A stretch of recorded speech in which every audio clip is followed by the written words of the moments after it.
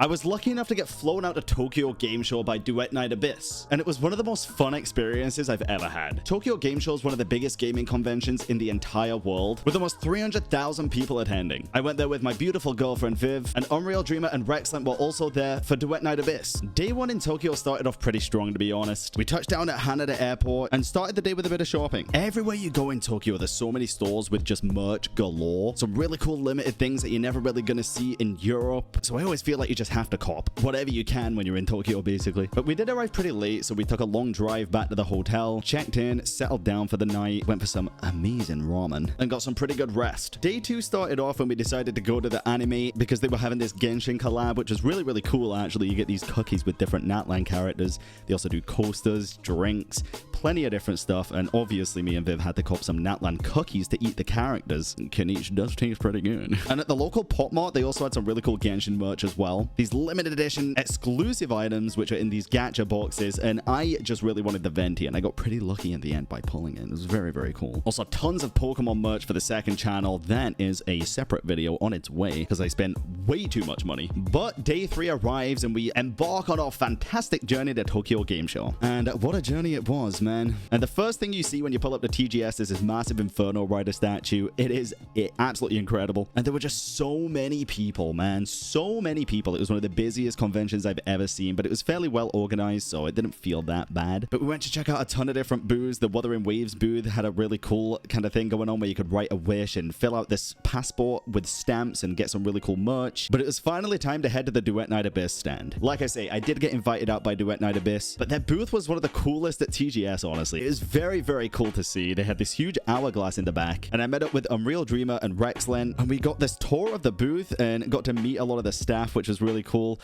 The first thing that we actually did was we got to pull a gacha, basically. There was this box with tickets in that you could pull out, and Rexland went first and got like the second best prize, which is incredible. So I thought, well, I'll go second because the good luck's already gone. But lo and behold, this happened.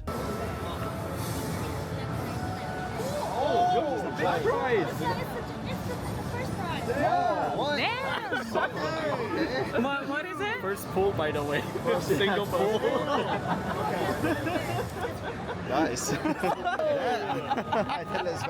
you're cracked! What the hell? Hold it up. Hold it up. Yep, I got the #1 prize. My luck for the year is over. I don't know what happened, man, but I got a pair of AirPods, which is absolutely incredible. Thank you. Now, the booth itself is great and all that. The cosplayers were great, but let's talk about the game and the gameplay, because it was my first time getting to try this game out. I've done a sponsor for this game before, but it was mainly just reacting to trailers and such. The game itself is something that I never actually got to try out, unlike, I think, Unreal Dreamer and Rexland. So I dug in, I got to play a little bit of the story. I'll let some of that play out for you here soon, but I do just want to talk about a couple of things, because the gameplay of this game feels incredibly smooth, dude. One of the biggest things that a lot of gacha games do at the minute, especially open world gacha games, is they have similar mechanics to each other. So it feels quite, you know, familiar. You'll start the game, you'll glide, sprint, run up walls, whatever. This game kind of defies that in the best way possible. You can't glide. There is no glide, but you do have freedom of movement in terms of being able to jump and double jump, and it's very, very cool, very fluid. And the combat in this game honestly feels different, and that is for two main reasons. Any character can equip any weapon, basically, and there is a lot of characters already available for the playtest, which was really cool to see. I tried out quite a few different ones. We did this boss rush, and I played through the main first part of the story, which you can see right now. One of the weapons that you get in this game is a gun, and when I first saw it, I was like, oh god, guns in my gacha game? I don't really know how I feel about this. It feels absolutely incredible, dude. You can shoot in midair, you can jump out of the way of enemies and shoot them. You get like pistols, you get ARs, shotguns, rocket launchers, everything. Anything that you can think of, you can pretty much do. Some are better than others with certain characters and against certain bosses, but just being able to pull out a gun in midair in this anime world gacha game, and it's just crazy. It feels really good, it feels different, and I really do like it a lot. The graphics are really good. Honestly, one of the biggest things I noticed with this game is during the cutscenes, the facial expressions. A lot of you will know from my previous playthroughs of different gacha games, I am a sucker for visual animations, especially during cutscenes and just general gameplay. This game has nailed it so far, and it's not even released yet. The facial expression animation is absolutely fantastic. The voice direction is something that I'm really excited to see where it goes, because in this playtest there was no voice direction, but it will be getting an EN dub as well as GP dub, etc. I'm going to show you all the boss fight that we did, because we had this time trial where all three of us had to go head to head to head. Again, me not knowing anything about the game really in terms of how the gameplay works and the characters work, I just went with whatever characters looked cool, so I was quite happy with how I did either way. Well, what time do we got? What time do we got? Slower than yours, far slower. The revive took like 10 seconds. 135. If you don't know Rexland is a fantastic endgame combat player in games such as PGR, Wuthering Waves. So this guy knows what he's doing, dude. He absolutely decimated the competition. Rightfully so. He's played the game before. He knew what to do. It was all for fun anyway, and I had a great time. Rexland absolutely dominated the scoreboard. It was fantastic to see, honestly. It was really, really cool. But yeah, then we got to interview the producer of the game, which was very interesting. And the audio might be a little scuffed here, but hopefully not. But I'm going to show you all the questions that we asked the producer and what he had to say. And honestly, it was really refreshing. It was very, very nice to see. A very passionate producer of the game, and hear from the horse's mouth, basically, what they plan to do, what they think sets the game apart, what their challenges were with the game, and all of that. It was just really, really down to earth and really nice to hear. I was going to speak about the character designs. Yeah. I really like the character designs in Duet Night Abyss. I think especially the head ornaments and the horns. Like horns. Yeah, horns, tails. And I was wondering if you have a favorite character out of the ones that are out, and if you plan to keep making more complex designed characters. Because a lot of the time the character designs are limited by movement and like outfits clipping. Yep. Yeah. And there's a lot of movement in this game, so I'm just curious on how that works. Possible to obtain in a monaural recording. So for your first question, did he have any like favorite character? Actually, he loved all of them, because each of them they have like unique like, features or combat with them. Yeah, and we'll also keep working hard to develop more and more distinct characters along the way. Yeah, and for the second.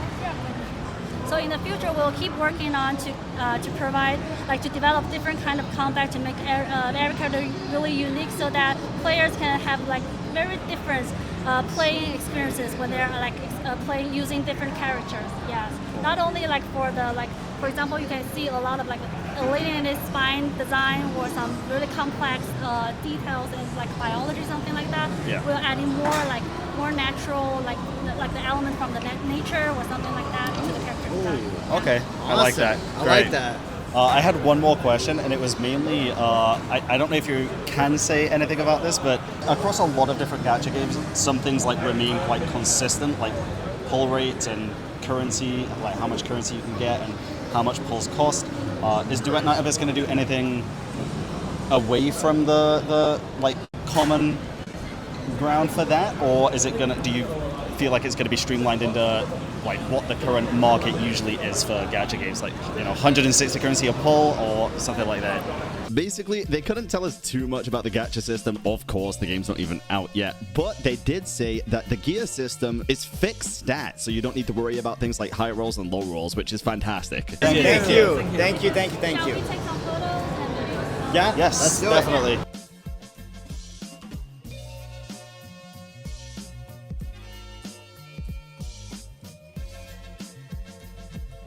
At the end of the day, we got to take on these huge hammers, which was hilarious because they were very, very heavy. And some really cool merch too, dude. These bags were hilarious. We all got a big group photo, like the Spider-Man meme pointing at each other. It was a lot of fun. Got to hang out with the homies, and Duet Night Abyss absolutely crushed it at TGS. It was a really, really fun time. Thank you so much again for inviting me out. I love Tokyo. I love Japan in general. It was a dream come true. Very excited to play Duet Night Abyss when it finally releases, and you all should definitely check it out too. And then, yeah, to end off the day, we took a look at a few other booths. We got to play some Pal World, some Monster Hunter Wilds. We also got to meet the Sonic crew, which was very interesting and fun. And just enjoy the rest of the trip. If you want to see a full vlog of everything that we did in Japan and also San Diego, because it was a very busy couple of days, dude. We had a week of traveling from 3 different continents. It was kind of wild. Then let me know down in the comments below. Let me know what you think of Duet Night Abyss, and thank you so much for watching the video. Don't forget to like, comment, and subscribe, and I'll catch you all in the next one. Peace.